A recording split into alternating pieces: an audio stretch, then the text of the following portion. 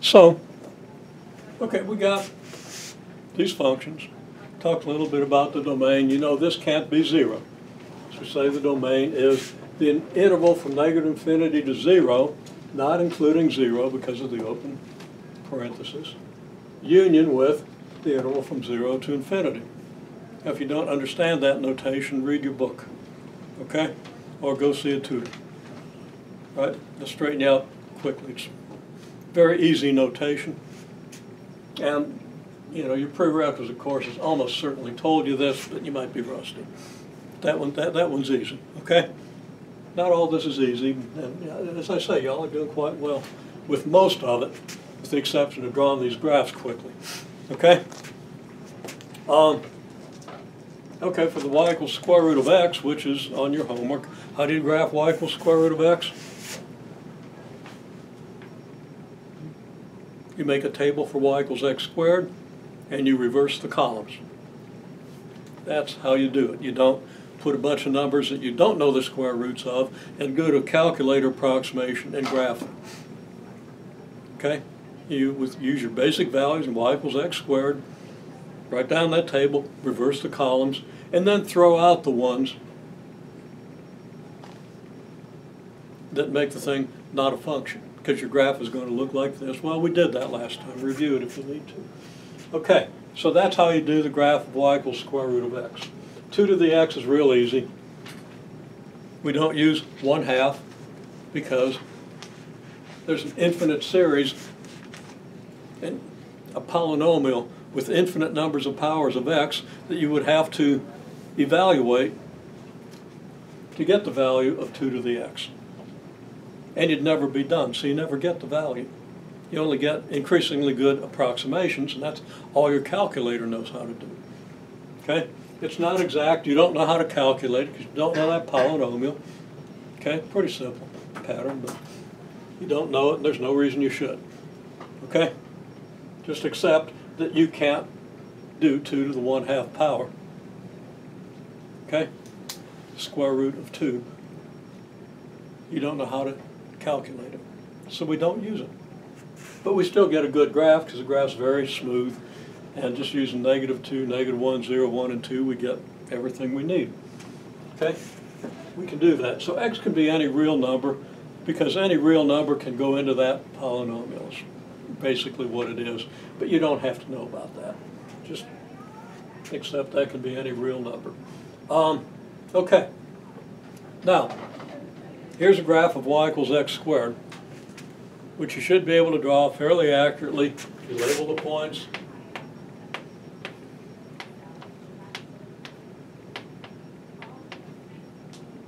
You know, 1/2, 1, 2, -1/2, -1, 2, 1, 2, 4, and so forth. Just as quick as I could say that. Just draw the thing. Okay? You have to know it that well. Okay? So you draw that graph. Very easy to do. Now we'll see what that graph is good for in a minute. It has something to do with this bottle that we're probably going to make an observation on Thursday. I'll tell you a little more in a minute. Now we've timed the pendulum, and we should have a pretty good clue because, and as I said, people are doing well drawing these graphs in their homework. Okay? Just you got to draw them in class fast. Okay, there's a 1 over x, 1 over x squared, 1 over square root of x. They all look about the same, but there's differences. And my scaling isn't very good here, but you have the idea. There are 3 graphs. Okay? We have established that if you label this graph, take any point on the graph and label it with the length and frequency of a pendulum, then mark off the rest of the axis accordingly. Your other observation is at a point that doesn't lie anywhere close to this curve. So the shape of this curve doesn't fit the way the pendulum behaves. And the shape of this curve is even worse. Okay, and some people have observed this curve gets too steep. Okay, you're way below the second point, or way above, depending on which point you do first. This one's off worse than this one if you do this. Okay? we want to test this one. Now, I don't think I asked you to test this one for today. I think I thought about it. Maybe I did. We'll see. I haven't looked at your homework yet. Okay? And then I just said one of these is a good model for your pendulum, and I just kind of told you which one it is, didn't I? Which one's it going to be? It's going to be the one that it didn't say it isn't. Okay? I said, that's not going to work, that's not going to work. That leaves this one, so unless I'm lying to you, this one should give you a pretty good result.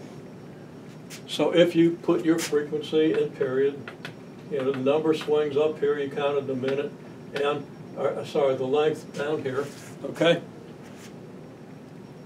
Then when you put your other length, if that's length 1, you have a point for length 3, and it should be about here, and it should match pretty well.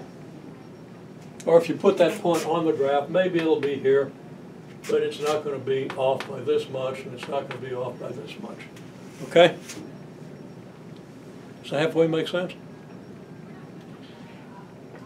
That is equivalent to saying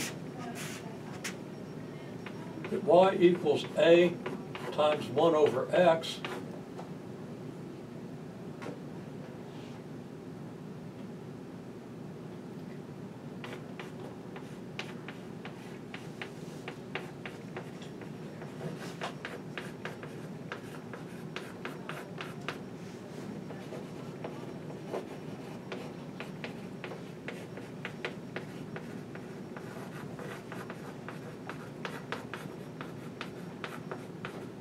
and what you find is, plug in one of your x and y points, you get a. Replace a with that number, and now you've got a model, and you try the other point, the other x value, and it doesn't come close. Okay? Doesn't work.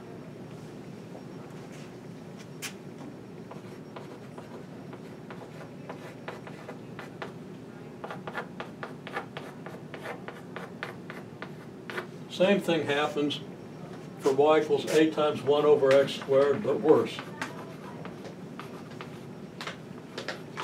I'll say worser. No, I won't. Okay?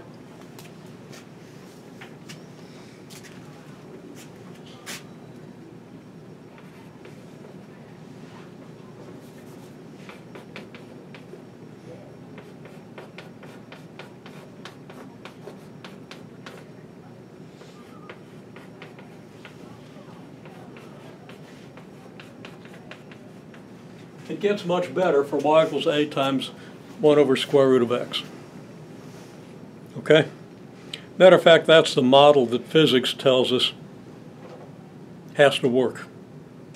Okay? Now, it turns out in the real world there are little anomalies and it doesn't work perfectly, but it's much better.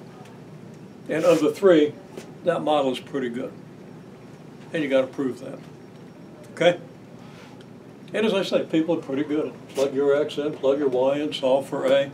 Then you got to replace a and write your function down, right? Some people aren't replacing a and writing the function down. But the way I've stated it this time, I make it clear that you got to do that, okay? Kind of emphasize it. And it gets much better, okay? So now you've got a model, and you've learned something about how the real world can be analyzed mathematically, which is, I think, the most important thing you learn in this course. Okay?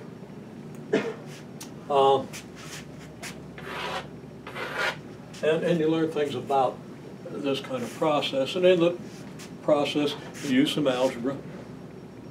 Okay? You learn to analyze things, and you come away with some powerful tools. Okay. So that's going to kind of work. And then you've also seen, if you take your 2 points, you get 2 equations, and you got to solve 2 equations and 2 unknowns.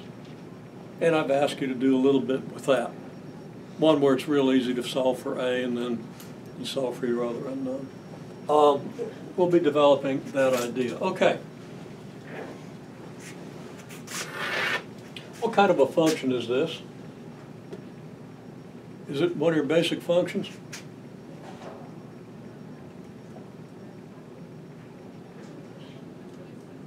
No. So, is it one of your basic functions? Yeah, good, you're shaking your head no. How'd you figure that out? Okay? Huh? It's like one of the composite ones. It's a composite. It's a composite of this and then this one, right? If this is your f of x and this is your g of x, it's f of g of x. Turns out it's also g of f of x. And that kind of works for the family of power functions. Usually if you switch the f and the g, you get a different function, but we worry about that later. Right now, I've shown you how to plug in, I've shown you how to get the equation for a composite function, and people seem to be doing pretty well with that, okay? So that's good. Okay, well, I want to talk about this model and this bottle. Bottle, almost rhymes. Okay? So, slippery thing. Okay. Now, you see, we've got a tube here. So fill us up with water, what's going to happen? Well, unless that tube is plugged, water's going to be flowing out of there, right? So if this bottle is full and water's flowing out of that tube, how far do you think it would travel before it hit the floor? Dribble here, go out there, hit the wall, and take out the concrete. What would it do? How far do you think it would go? A couple inches, inch maybe. Huh? A couple inches, inch maybe. A couple inches before it hit the floor? Like Yeah. out and then Okay. down. Well, we're going to see, because we're going to go outside. It's going to be warm enough on Thursday. If it's not raining, we're going to go outside and do this, okay? And we're going to have fun doing it. You're going to love it. Okay. And what we're going to observe is how long it takes starting from this mark to get to this mark, and then this one, and then this one, and then this one. Okay? Now, a couple of things. The shape of the path of this thing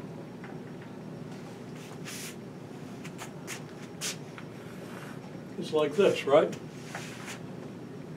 It kind of looks like an upside-down version of one of these graphs, doesn't it? Okay? What if which one it is? Well, again, physics tells us it's not hard, but it's going to be this one. Okay? Turn this graph upside down and cut off the part that doesn't apply, and you've got the picture. Okay? Tilt the bottle this way. Water goes up a little bit before it goes down. Well, don't cut off quite as much of it. You know, cut it off from here to here, turn it upside down, flip it around, and you have a picture of what that water stream is going to look like. Okay? And there's some simple premises, but you know, we might actually work with them a little bit. But that's really something I don't even know where that is in the curriculum anymore. Used to be in second semester of this course. I think they might have moved that to second semester of calculus. It was kind of silly, but what the heck. Okay, people are getting it before they come into my multivariable calculus course, so I'm not sure where they're getting it. Okay, anyhow, we got that. So that stream makes this shape. What do you call the shape of this thing? Now, some of you might have been thinking it because it's not uncommon, people know, but no good reason you should, because it probably hasn't been emphasized. That's a parabola. Okay? If you turn it upside down, it's still a parabola. If you move it over here, it's still a parabola. Okay? That make sense? The whole U shape or just one side of it? I'm sorry? The whole U shape or just one side? Yeah, it's not actually a U shape, because U ends up being vertical, and this never does. Of course, that depends on how you make your U's. But yeah, it's kind of a U shape. So the whole thing, not one side, the entire thing? Yeah, well, the whole thing is a parabola, and any part of it is a parabola. Matter of fact, the y equals square root of x graph is parabolic, but the parabola has been turned over on its side. And you've eliminated part of it, so you have a function, right? Okay?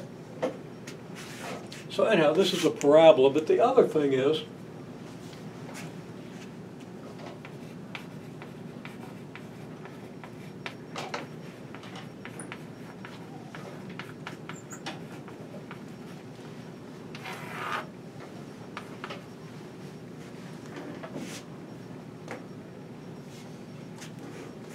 if I was to graph the depth of water in here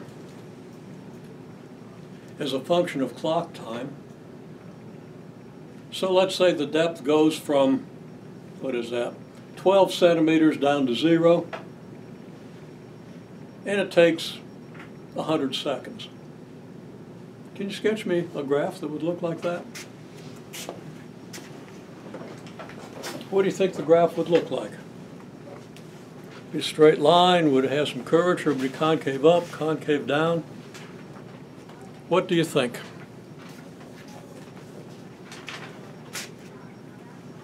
So I'm going to come over here.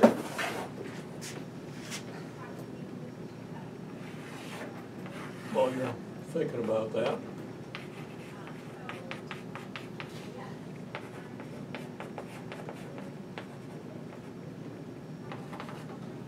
There's a water level, there's a shark's fin. You always know it's water if there's a shark's fin. You're aware there's sharks in all water, right? You know, the sharks in bottles are smaller than the ones in the ocean. I've already seen the video of that great white in Hawaii with the people kicking it around and stuff. Well, they're petting it. Okay, divers. You got to see that video. It's one of the coolest things I've ever seen.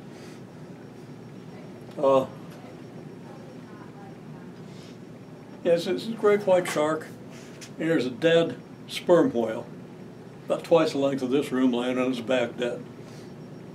The shark's coming to eat on it. It's probably not going to finish because there's a lot of whale there. Okay? And there are these divers swimming around the thing. I'm not sure I'd get that close to a great white shark. It's also supposed to be one of the biggest great whites they've ever tagged. Last time I saw it, it was in a different ocean. You know, they move around. Okay, well, so you got little sharks in here. When you drink, you know, sometimes they'll nibble your tongue a little bit, but they're not big enough to hurt you. Okay, so anyhow, you got water. And you got the outflow here. See, water's coming out like this, right? So you want to graph